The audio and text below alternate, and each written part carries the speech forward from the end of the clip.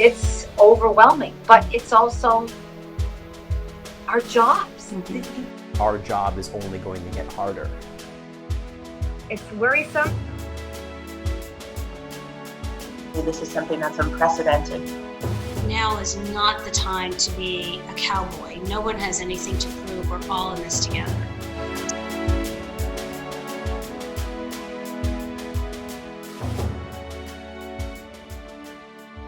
Welcome to Reporting from the Front Line of a Pandemic. I'm Natalie Clydesdale, and I'm here with Alex Yoh, the Senior Director of Marketing Communications for the Philadelphia 76ers and the Delaware Blue Coats. Thank you, Alex, for joining me. Thanks for having me. So you're a Senior Director of Marketing Communications. Can you kind of explain what that is? It's a good way of saying that anything outside of the organization, external relations, is my responsibility. So that would include media, public relations, community outreach, and general business development outside of the walls of our office. And in the minor leagues, where I'm focused with the Sixers right now, it's also a fun way of saying I kind of do everything. And it's just a cleaner way of putting it. What's your favorite part of your job? Oh, that's a really good question and an easy one for me to answer. It's that my job is to use basketball to lift people up, make their day, make their week, and use the sport as a vehicle for entertainment and for community growth. And when you can use basketball as a sport, which I love, as the way to do that, that's a pretty fun job. And for the last 10 years or so in this industry, I really have felt like I don't work for a living, I have fun for a living, which was the ultimate goal, and I'm really lucky to be able to say that. Yeah, that's awesome. So was it hard for you to initially get a job in basketball, or were you able to get that right out of college? I was very lucky in that I happened to be at the right place at the right time and had worked hard enough for the right people that personally I didn't struggle too much out of the gate. And funny enough, but not surprising, it all started at Emerson. And my work at Emerson College as a real live working broadcast journalist rather than a student is set me off on a really early successful path. The right folks saw my work. We're actually working directly for Marcia, and the right folks at the Pittsburgh Pirates saw that stuff. No, I'm from Pittsburgh. Oh, that's pretty cool. That's a small world. The right folks saw my sports reporting and general Boston on the street reporting, and brought me in the Pirates organization right out of college. And one thing leads to another, and you impress the right people with the Pirates and Marquette University, where my former Emerson basketball coach, his daughter worked at Marquette, and they were looking for someone. Again, right place, right time, and had impressed the right people that he gave me a glowing recommendation, and I worked for Marquette University for 2 years. The Sixers are always my dream job because I grew up outside of Philadelphia. So, and any time that something opened up back home, I was all over it. And at Marquette, my time there put me in a position where I was around the sport of basketball again. I played at Emerson College, but what I was able to do was again leverage those relationships and the hard work I'd put in that had impressed again the right people to land a job with the 76ers, and I've been here for about 6 years this summer. It really is a different tale for everyone. I consider myself pretty fortunate that I never had any gaps in my search or my employment. I think that's pretty lucky, actually pretty rare. Most of the folks I've worked with it's a struggle to get into this business. It really is, and even more of a struggle to stay in it. But it's not to say like I didn't make sacrifices to be able to be in that position. I moved all over the country. I was in Florida for a while, Milwaukee, Boston, Delaware, Philadelphia, you name it. Took jobs because it was the right next move for me. And that's really what you have to do, combined with making the right relationships and working as hard as you can to show what you can do. So how have you had to adjust the way that you work throughout the coronavirus pandemic? Well, just like anyone else, it's been a difficult transition in that we're in a business that is event-based. We have games, we have arena events, community events that obviously can't take place right now. Right. And it's a tough world to navigate. I will say that the sports world, while being the most publicly, like the most publicly missed thing, I guess you'd say, like everyone, like the storylines are that the Olympics are postponed and the NBA's canceled, like all the NBA's postponed and all this stuff that gets a lot of attention, but it's so much bigger than sports right now. And I think that's where we are in our office. We're trying to support the community in a way that, uses our platform to get the message out. And while we can't be our traditional mode of entertainment and outlet and release, mm-hmm. we do have to toe a line between helping the organizations that need to be heard, whether it's the CDC or local hospitals or whatever. Like our thing is to raise our hand and say, let us help you get these messages out, while at the same time still trying to provide a sense of normalcy in some parts of the day for our fans. Right. And those two things are what we're primarily focused on now, and how we deliver content that is both informative and serious, but at the same time finding a way to give people a little bit of peace. And whether that's packaging our highlights in a fun and different way that can be shared with our fans, or I'll tell you a fun thing we did this week was the 76ers gaming team, the esports league, mm-hmm. That the Sixers are part of, 76ers GC. They took part in a 3-for-all showdown where a bunch of members from different organizations across the league landscapes were actually playing NBA 2K remotely in this massive tournament. And our minor league players, our Delaware Blue Coats players, actually formed a team and played against 76ers GC, all from the comfort of their home. And that's kind of like the creative things we're trying to do. This was broadcast, simulcast across the internet, and people tuned in. It was kind of funny to say game day, like today's a game day, yeah. But we were playing an NBA 2K. But those are the types of things that we're trying to do to stay, to keep people positive at times, mm-hmm. just to have them feel like they're part of something, because that's what the job of sports is.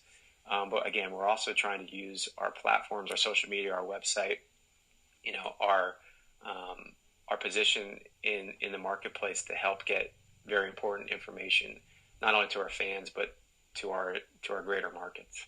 What kind of safety precautions has the 76ers organization been taking? Well, the whole league shut down, so that's the number one thing. But before this really became the issue that it is today, for the months leading up to the shutdown and the suspension of the league, we were in close communication with the Center for Disease Control on appropriate guidelines at the time, and that meant doubling down on all cleaning efforts and different products to clean our spaces. And we had signs up all over the office and in the playing areas, and basic or important hand washing procedures. This seems like a long time ago. It was a month and a half ago, but it really wasn't that long ago that we were still in operating mode. But even when, again, the weeks and months that led it into the suspension of the league, there was a ton of protocols being put into place with our players and our staff and our fans just to try to keep everyone as safe as possible. And then, of course, when it elevated, the situation elevated, the NBA was the first league to shut down. And we saw a lot of not only sports entities, but entertainment entities, a lot of different businesses shut down in the days that followed. So it's a long way of saying what we're doing now is we're all staying home. We're all working from home. We check in via Zoom and FaceTime, just like you and I are chatting right now. And it's a strange new normal, but it's still very productive. It's amazing what technology can do to keep us engaged with our staff, with our season ticket holders, with anyone we really need to interact with. We're not alone. Like, we are alone in our homes with our families, but we're really able to join in and get things done, which is an amazing thing. Right. What's the biggest challenge been about working from home? I think I'm not unlike a lot of people that, I'm married with a 2-year-old boy, and most of my day is chasing him around the house, and you have to try to balance things you need to get done for work with that.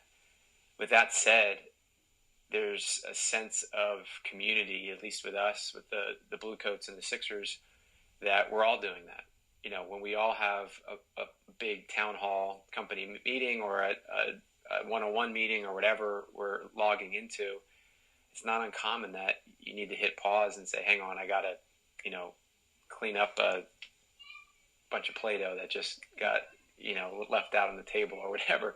So we're all kind of in this together, and that's the overarching theme, that we're finding ways to get things done. And our situation is no different than anyone else's. And to be honest, personally, I'm thankful that I get to stay home and, take care of our family. And, I think all the time about the people on the front line, the doctors, nurses, law enforcement, even grocery store employees that have to go to work every day and risk their health. And that it puts things in perspective of what we're doing. Personally, my family and I are safe, and I'm thankful for that. But certainly it's a challenging time, and more challenging for some people than it is for others. Yeah, for sure. So kind of switching gears here, just what's a piece of advice that you would give to someone who's just about to start their career? That's a really good question. I would say that the first thing I usually tell people is to show that you care. And that's a hard thing to ask of someone who at their heart doesn't care. So you either actually have it or you don't. Mm-hmm. But the common denominator of the first-time employees or interns or whomever that advance and succeed, and the ones that don't, the ones that leave the industry and find something else. And there's nothing wrong with that. Some people get in the industry and find out they don't love it, mm-hmm. and they move on. But the ones that stick around, the one thing that's common, I think, that I've seen is that they care about being there, and they care about it in a way that is not glamorous. And what I mean by that is, especially in sports, I've had, young folks come in, and it's evident that their motive for being there is to be close to the players, or to get the coolest gear, or to be able to get a discount at the Sixers team store or whatever. And those people kind of weed themselves out, I think. If you care, but you're there for those sort of superficial reasons and not because you're passionate about it and want to make a difference, mm-hmm. I think you kind of work yourself out and you find something else. But the ones that succeed are the ones that grind it out that have goals within the organization or within the industry, that they know what their next step is, or what they think they know their next step is, and they're actually working towards knocking their current responsibilities out of the park in order to get there. And that's a long way of saying, like, it just comes down to passion. And I would say, like, the opposite is kind of also true. What doesn't usually work is when you have someone who you ask them why, you know, you should hire them, for example, and they say, because I'm so passionate about basketball. Great, but or they say, I've been playing basketball since I was a little kid. That alone isn't enough. And I see a lot of people leave the industry because they realize that the hard way. Just because you were an all-star basketball player, or you've loved basketball, or if you're in baseball and you love baseball and you're an all-star baseball player in high school, whatever, that does not make you necessarily a good employee in that industry, because it might. There's plenty of really good basketball players who work in our office. But at the same time, it's not the number one factor for why you're hireable or why you'll succeed. And I think what's more important is the things you derive from your basketball career, the important traits, hard work, grit, teamwork, determination, all that stuff contributes to being successful in this business. But what I look out for is when the number one answer for why they're hireable is that I love basketball and I've loved basketball my whole life.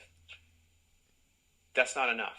And I think it's a misconception that because you love the sport means you're going to be good at working in it. It's just not correct, and it's just more to it than that. Yeah, that's something I'll definitely remember. Is there anything else you'd like to add about anything that we talked about?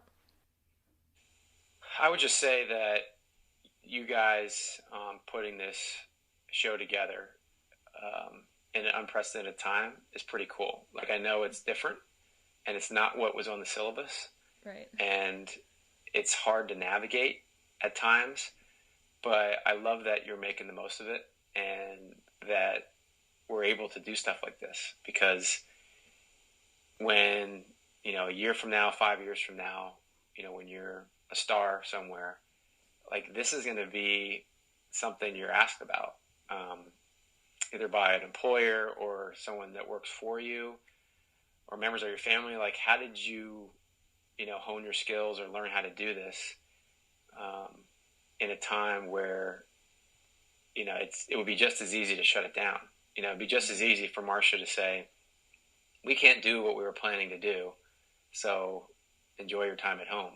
But I think taking the stance of, let's use what we can to learn more about this and to develop ourselves. And then, honestly, you're going to get more out of that than the folks that went through the curriculum the right way, because you've endured a challenge already in your young career and adapted to it. And I think that's important to keep in context. I know I try to each day. Like, I can't get stuff done I want to get done in the way that I usually get it done.